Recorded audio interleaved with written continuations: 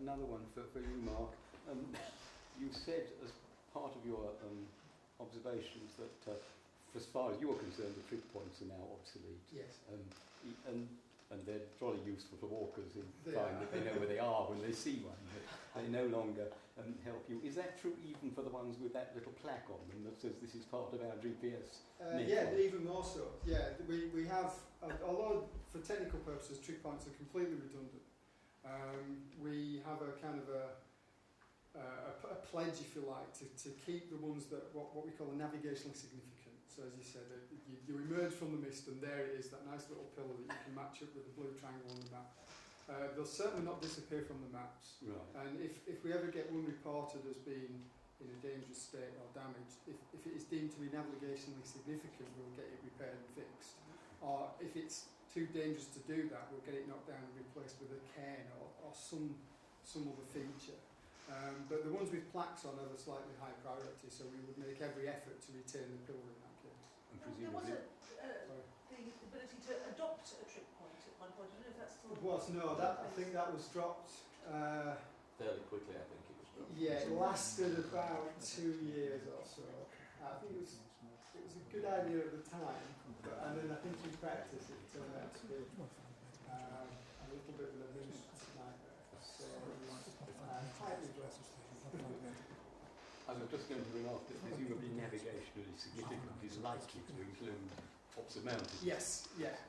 I mean, there's thousands of trig pillars in the corners of farmers' fields which don't mean anything to anyone. And if the farmer rings us up and wants us to get rid of it because it's in the way of his plough, then we say, yeah, just safely pull it over, break it up, send us the brasswork if you like, and that's the end of it. But if it's a prominent feature, we'll do everything we can to keep it.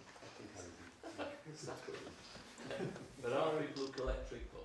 Just like there are websites for the hills, there are several websites for the trig points, the flush bracket number and all that. Yes. There's been some criticism back following the recent demotion of the Munro in Scotland that it was only surveyed on one occasion.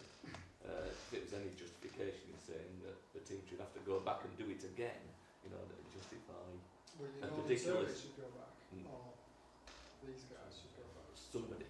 They wanted us to go back. You guys are quite open to go back. I have to be honest and say that Ordnance Survey are not going to send people up hills with GPS to remeasure mountains. We're happy that the heights determined from the aerial photography are, in most, 99% of cases, are completely fit for purpose. So there's nothing to be gained from sending our surveyors up tops of mountains to do work similar to Graham and John and Murray. I thought that it did on Mill Kill. I thought that the OS had done Mill Kill and Townhill in Wiltshire. Yes. That was that. I have to be honest. That was just a little PR thing for the TV. It was a long-running debate that was picked up by Countryfile, and we got involved, and we were happy to help. And we got a couple of our guys to go up and the Julia effect. Do them both, yes. Absolutely, kind of found out. Determining once and for all which was the highest, but that was just a little bit of a PR thing. One of the questions that you were raising is if you go up to a mountain with a GPS kit and you sit there for 4 hours, is that providing adequate data to say that height is definitive, or do you have to go back again scientifically and repeat it? I think that's the question. Oh no, so yeah, for what these guys are doing, and for everyone else who wants to measure a mountain to that level of accuracy, 4 hours of data is enough. I think the question was that had been originally asked was, it's only one measurement, isn't it? Surely scientific correctness, you should go up there and measure it 10 times to get a real answer. There was not an appreciation that, in fact, the equipment is collecting hundreds of data points over that 2, 3, 4 hours, whatever it is you decide. I mean, if you did go back and collect another 4 hours, you would get a slightly different answer, but it would still, all things done properly and everything else being equal, it would still be within that same precision range, that 5 centimetres or so. So you wouldn't really be achieving very much. Well, I'm an engineer, so I know this, but okay. the people are asking a question, and I'm asking on their behalf. What we quote is to within 3 standard deviations, so you might expect one measurement in 400 to be outside the average envelope. Yeah. So that is the way we deal with it, and that's standard, as you will know. That's standard scientific practice. Any other observations or or questions? Oh. I can't help but feel that if we all here are equipped with glasses of a suitable fiery liquid, that we should not raise our glasses to this trio, but that we should remember the efforts of the very early surveyors of the 18th and 19th century, and the work that they did. Yes.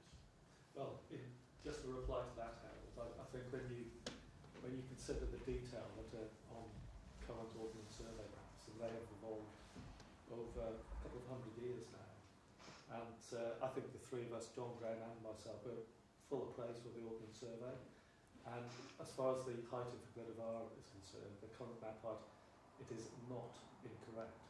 It's within that margin of error that could actually be anything from 996 metres all the way through to 1002 metres. So it's just that it's a more accurate way of surveying the mountain. So I think to take up Harold's point, perhaps Mark would be able to correct me if I'm wrong, but when the surveyors started on that original survey, they started somewhere in the south of England and they triangulated all the way up to the north of Scotland, and I believe the error at the end of all that was it something like 10 or 15 metres. It was an incredibly small amount, incredibly small. Yeah. No, they're very dedicated people, and whereas you might spend 4 or 5 hours on top of a mountain, I think the original party on the summit was snowed for 6 weeks. And the very interesting feature about this is they took a woman up with them, a big cooking pot, and she made all the food. And at the end of the trip, when they were ready to come down off the mountain, she would make one huge pudding with a pound of each of the ingredients per man. And this is from one of the original books of the Ordnance Survey.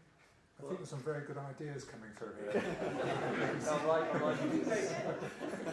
Keep quiet there. £2 for Merlin. There is tea and coffee and biscuits provided afterwards, so we can develop this theme over tea and coffee. No fire in the pit. Mark, just one more thing. Will this new height appear on GandJSurveys fairly quickly? It'll appear whenever the digital data gets updated. Yes, So so that- it doesn't have to wait for the paper maps again. No, it doesn't. The digital 25,000 is next month. Yeah. And the digital and paper 50,000, all I have from our Carto people is later this year.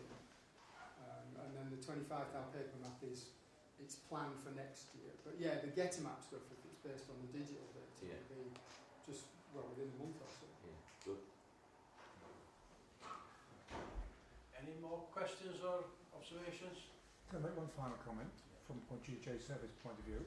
And we would like to thank Merlin very much for coordinating this whole event. And he spent hours on the phone, so I suggest to everybody buy some shares in BT. Some phone calls it's made, organising, inviting people, keeping the pressure on, giving orders to us, to send emails around to everybody. It's been fantastic the work he's done. Well done, Merlin.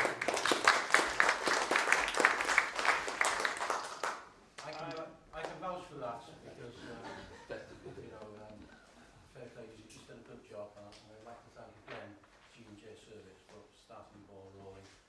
And it's interesting what comes out of people doing work such as this, and using authority of National Trust, I'm sure, and yourselves as well, we'll have some hard decisions to make in the future. So thank you very much, and thank you very much for organising the day as well. Diolch yn fawr iawn i bawb yn well. Diolch.